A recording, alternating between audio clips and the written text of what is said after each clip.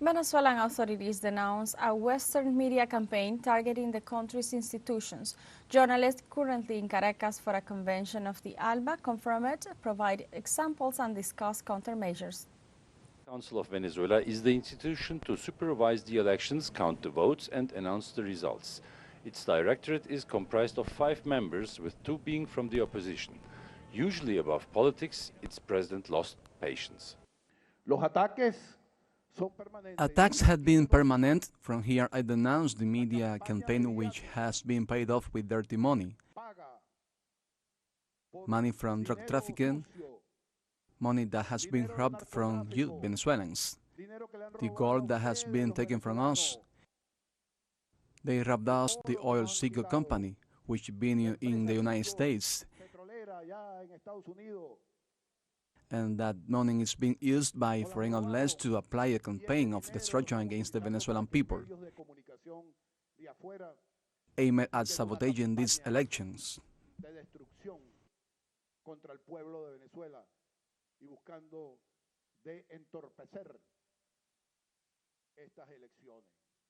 Western media campaigns were also a topic on the second meeting for a world social alternative convened by the ALBA on 23rd and 24th of July in Caracas.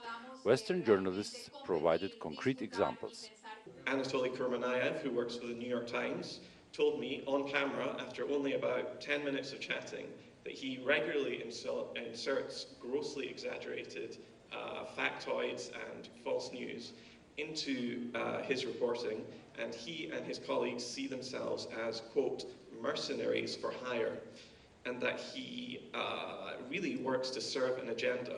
He described how he planted a story that went viral worldwide about condoms costing $750 here, and he described that as a sexy trick that he and other journalists use.